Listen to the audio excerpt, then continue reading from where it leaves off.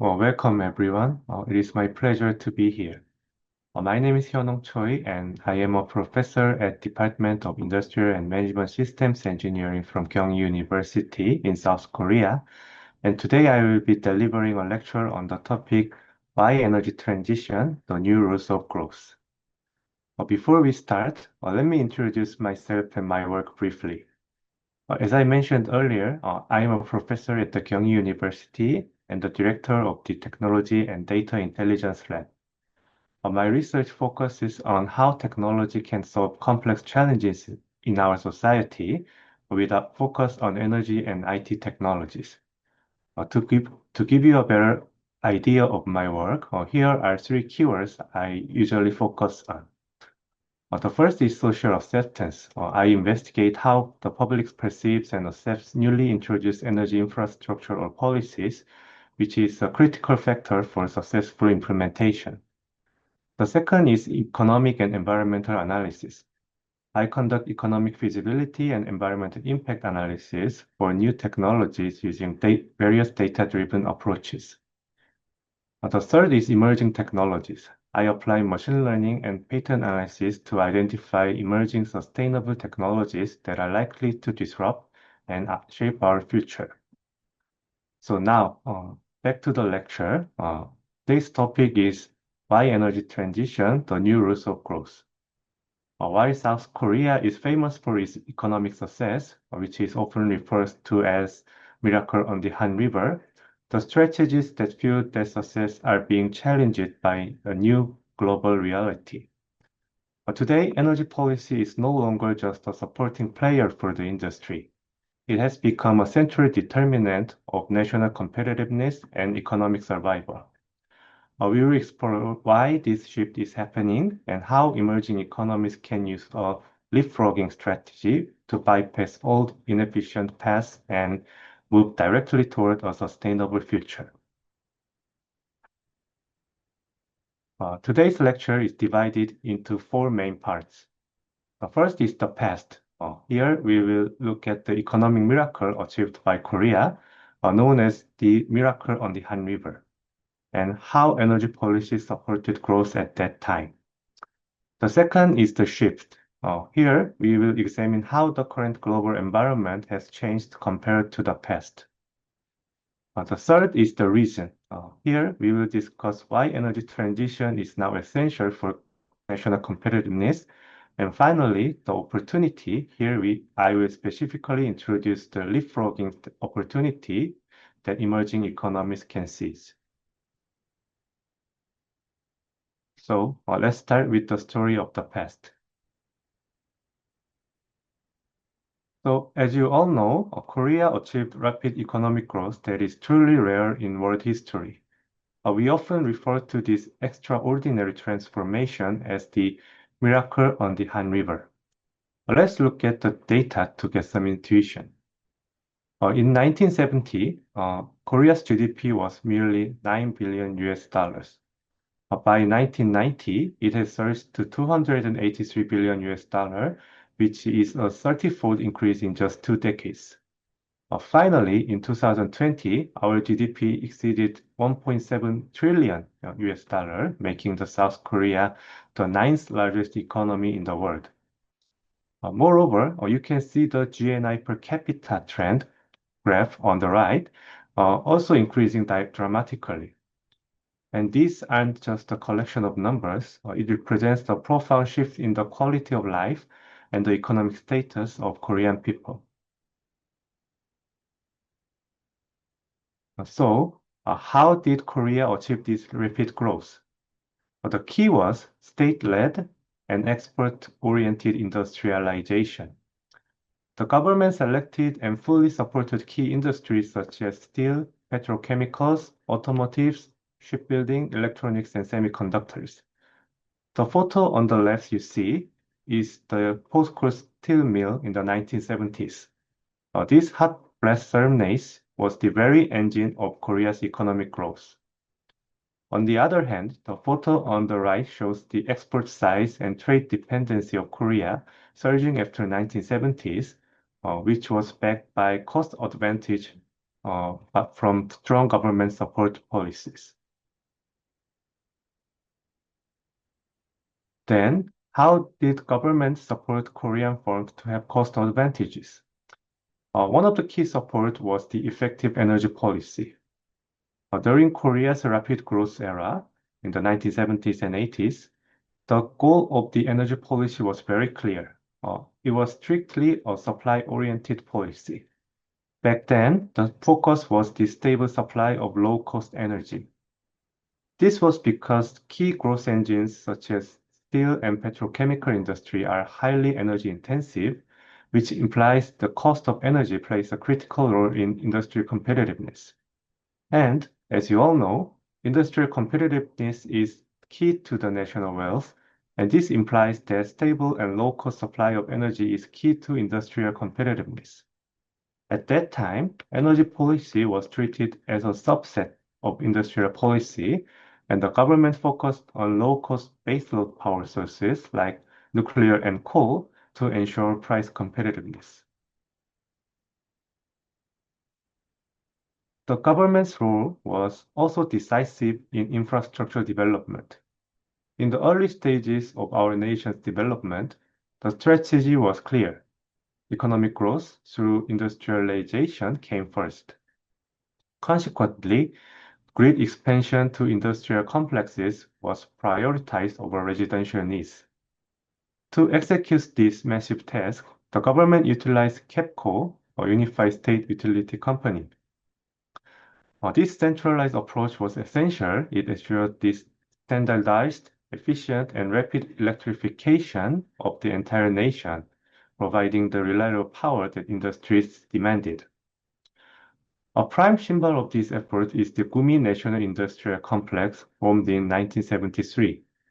As one of the first national industrial complexes of its kind, Gumi represents the moment when Korea's infrastructure, energy, and industrial policies converged to create a world-class manufacturing hub. In this era, energy wasn't just a commodity. It was the lifeblood of national survival and competition. And also, historically, we have observed that energy consumption mirrors economic growth. If you look at the graph on the left, you can see a striking correlation. The total energy consumption, represented by the red line, and real GDP, the blue line, rise in an almost identical synchronized pattern on a global scale. For decades, as the world produced more value, it inevitably consumed more energy. Moreover, the bubble chart on the right provides even deeper insights into this relationship. By plotting GDP per capita on the x-axis against electricity consumption per capita on the y-axis, we see a clear upward trajectory. The message here is clear. There are no low-energy rich countries. The data implies a fundamental truth of the modern economic model, that economic growth requires energy. But there are also concrete discussions about this topic in the academia. I will go through briefly about this trend. And first, the study by Kraft and Kraft on the United States first showed that economic growth causes energy consumption. Then, a youth study on Korea revealed a bidirectional relationship where electricity infrastructure expansion and economic growth drive each other. So in other words, energy infrastructure is a strong driver of economic growth. Such trend was also observed in emerging economies with stronger impact, as shown in Timilsina et al. In 2021. However, we must ask a critical question here. Is Korea's 20th century success formula still valid today? I mean, the supply-focused, cost-oriented, and emission-intensive formulas I just explained. What do you think? As you expected, the answer is closer to no. This is because the rules of the game have completely changed. We are now facing four key concerns: the climate risk, stranded assets, social cost, and energy security. The first is the climate risk. Climate change is no longer just an environmental issue. It has become a hard economic constraint. For example, climate change threatens global economic stability beyond the environmental sphere, and rising climate pressures pose direct risk to infrastructure and productivity, especially in emerging economies. Moreover, high emissions now imply global penalties in modern world. For example, trade barriers like EU's CBAM, Carbon Border Adjustment Mechanism, are being erected, and global companies such as Apple and Google are excluding carbon-emitting suppliers by demanding RE100 compliance in their supply chains. Moreover, in the financial sector, ESG investment is becoming mainstream, divesting from fossil fuels projects. In short, we have entered an era where you cannot make money if you emit high carbon. And the second is the risk of stranded assets. Coal-fired power plants typically have a lifespan of over 30 years. However, if you build a coal plant now, there is a high risk it will become a liability, in other words, a stranded asset before the end of its economic life, mainly due to tightening global regulations and cheaper renewables. And the third is social cost. Fossil fuels felt cheap in the past. This was because costs like environmental pollution and health deterioration were not reflected in the price. However, modern economies are now internalizing these hidden costs. Using clean energy has become the more economically efficient choice for the society as a whole, minimizing societal burdens and improving national quality of life. And finally, the concept of energy security has also changed. Sadly, only few countries have abundant amount of fossil fuels such as natural gas or crude oil. Moreover, recent geopolitical events have exposed the fragility of fossil fuel supply chains. Therefore, relying on imported fuel may also mean importing price volatility and political risk. Therefore, true energy security can be achieved not by stockpiling fossil fuels, but by harvesting local renewable sources like solar and wind. So, to summarize, things have changed for all of us. And Korea's 20th century energy strategy may not work well under current circumstances. When Korea was developing, it didn't have to worry much about carbon emissions, climate prices, stranded access, and social costs. However, now all countries, including Korea, must face new challenges as the shift changed the way to be more competitive. So, keeping that in mind, now I will explain the reason why energy transition is essential.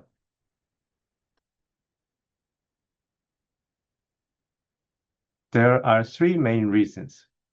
The first is coping with global regulations such as CBAM and carbon taxes. The second is following the cost trends.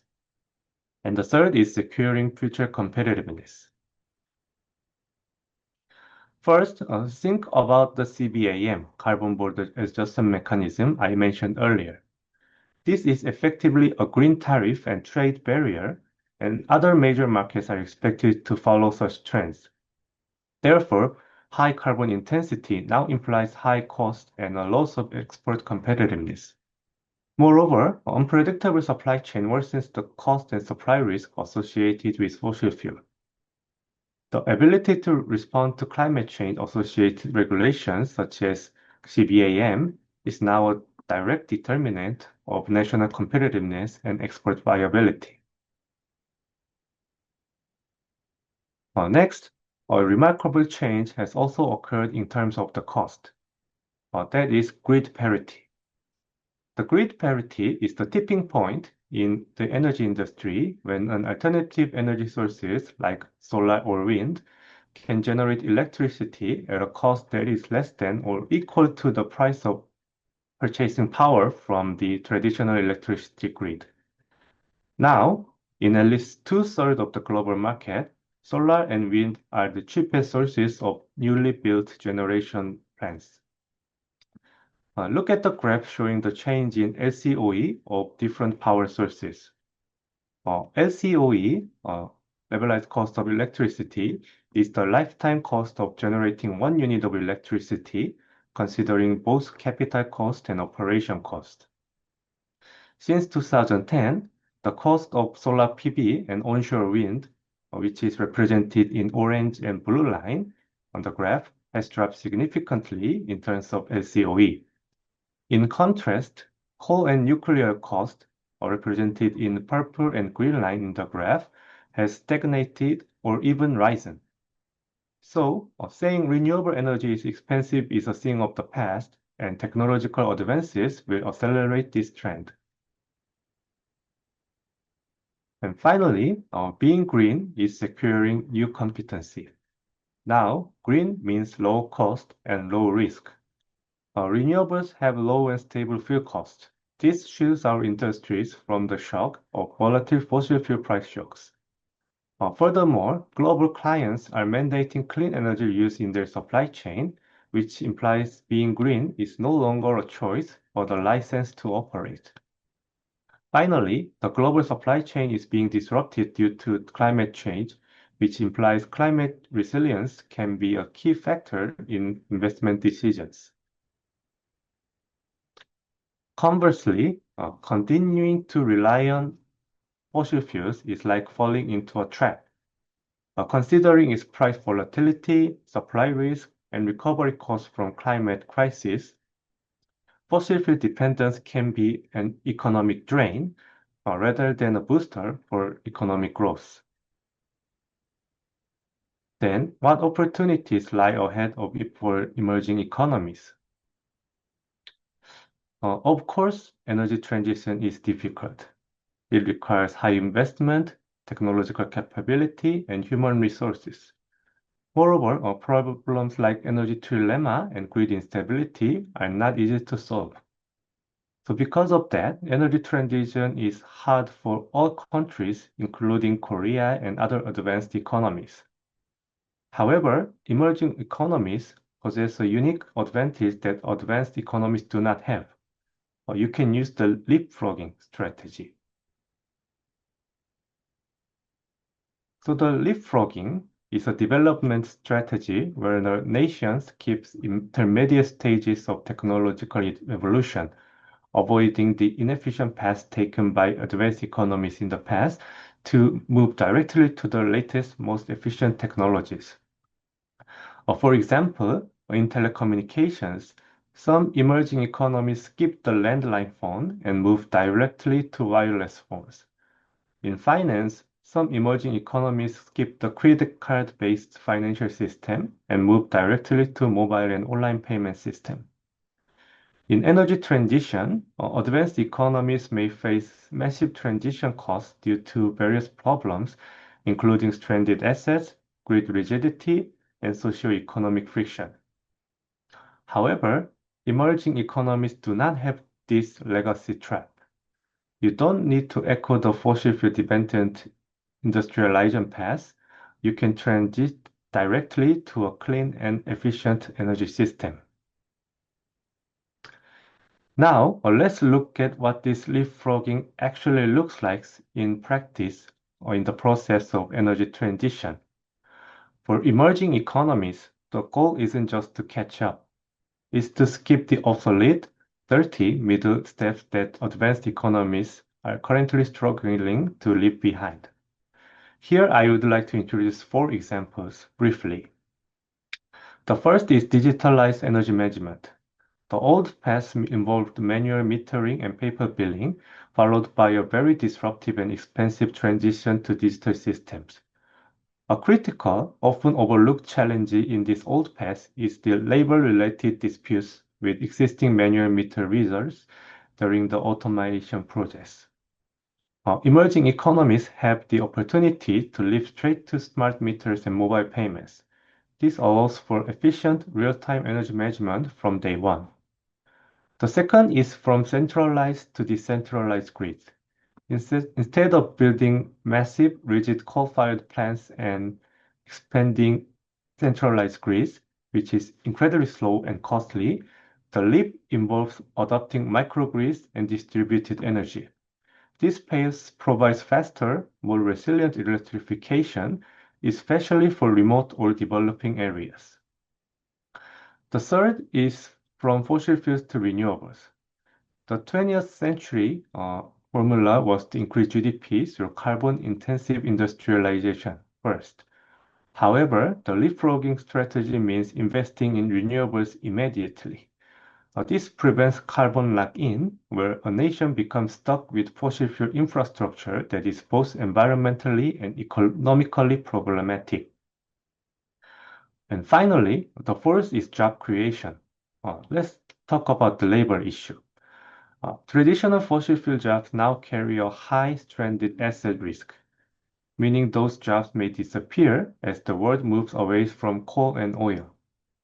By leaping forward, you create future-proof green jobs that have strong local employment potential and long-term sustainability. In short, while Korea and other advanced nations are busy retrofitting their own systems, you have the unique latecomers advantage to build the right system from the start. So to wrap up, the bottom line of today's lecture is this. Energy transition is not just about environmental protection. It is, in fact, the most certain economic strategy for future survival and growth in the 21st century. As we discussed, South Korea succeeded with carbon-intensive growth in the past, but we must recognize that this model is no longer viable in today's global landscape. For this reason, Korea has long been establishing and implementing a new green growth strategy to navigate this fundamental shift. Based on such experience, what we want to offer you today is a strategic shortcut. I would like to say, we climb the stairs, but you can take the elevator. You have the opportunity to leverage Korea's advanced ICT and energy technologies to leap directly towards green growth and digital prosperity. Furthermore, we offer our policy experience and social acceptance strategies to help you avoid the socio-economic frictions we once faced. And Korea will be your best partner in your leapfrogging journey, and the path to the future prosperity is green, and the elevator is ready. And that is all for today, and thank you very much for your time and for listening.